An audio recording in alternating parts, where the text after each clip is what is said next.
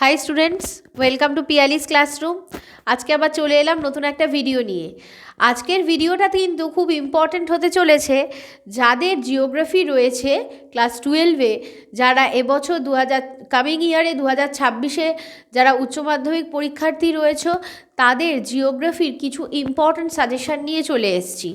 এবছর তোমাদের এইচএসের ফার্স্ট পোর্শনটাতে তোমরা এমসিকিউ পরীক্ষা দিয়ে এসেছো, এবার আসছে তোমাদের ব্রড।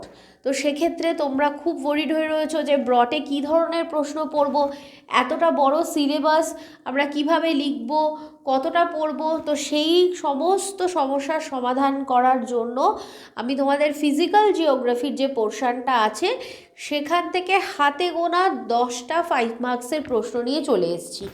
এই 10টা 5 মার্কসের প্রশ্ন তোমরা অবশ্যই রেডি করবে, ঠিক আছে? তো সময় নষ্ট না করে চলো দেখে নিই যে কোন 10টা প্রশ্ন তোমাদেরকে অবশ্যই রেডি করতে হবে। তো সবার প্রথমে দেখো যে প্রশ্নটা দিয়েছি, সমুদ্রবক্ষের বিস্তারের সপক্ষে প্রমাণগুলি ব্যাখ্যা করো। সেকেন্ড কোশ্চেন আছে ডেভিসের স্বাভাবিক ক্ষয়চক্রের পর্যায়গুলির বিবরণ দাও। থার্ড প্রশ্ন আছে নদীর পুনর্যৌবন লাভের ফলে সৃষ্ট ভূমিরূপ সমূহের বিবরণ দাও। নেক্সট, ক্রান্তীয় ঘূর্ণবাতের উৎপত্তির পর্যায়গুলির বিবরণ দাও। নাতিশীতোষ্ণ ঘূর্ণবাতের জীবনচক্রের পর্যায়গুলির বিবরণ দাও। সমুদ্র স্রোতের প্রভাব ব্যাখ্যা করো, ইহা সৃষ্টির কারণ কি। মানে আমি দুটো কোয়েশ্চেনকে একসাথে মার্জ করে দিয়েছি এখানে বেসিক্যালি। তারপরে রয়েছে জীববৈচিত্র্য ধ্বংসের জন্য দায়ী কারণগুলি কি কি। জীববৈচিত্র্যের তাৎপর্য ব্যাখ্যা করো। নদী ও হিমবাহের মিলিত কার্যের ফলে গঠিত ভূমিরূপ সমূহের বিবরণ দাও। নদী ও বায়ুর মিলিত কার্যের ফলে গঠিত ভূমিরূপ সমূহের বিবরণ দাও। 10টা কোয়েশ্চেন 5 মার্কসের জন্য এই ভিডিওতে দিয়ে দিলাম। নেক্সট ভিডিওতে আমি 3 মার্কস এবং 2 মার্কসের কোয়েশ্চেন নিয়েও কিন্তু আলোচনা করব।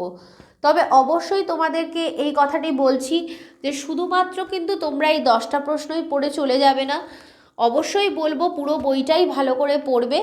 তবে তার মধ্যে থেকে আমি বেছে তোমাদেরকে এই 10টা প্রশ্ন বলে দিলাম যে 10টা প্রশ্ন তোমরা কখনোই বাদ দেবে না। পরবর্তী ভিডিওতে আমি আবারও রিজিওনাল জিওগ্রাফির যে পোর্শনটা আছে সেখান থেকে তোমাদেরকে কি কি পড়তে হবে সেগুলো নিয়ে আবার ডিসকাস করে দেব। আজকের ভিডিওটা যদি তোমাদের হেল্পফুল মনে হয় তাহলে অবশ্যই আমার চ্যানেলটাকে লাইক করো, সাবস্ক্রাইব করে রেখো এবং বেল আইকনটিকে হিট করে রেখো পরবর্তী ভিডিও নোটিফিকেশানটা পাওয়ার জন্য। আজকে এখানেই শেষ করছি, টাটা।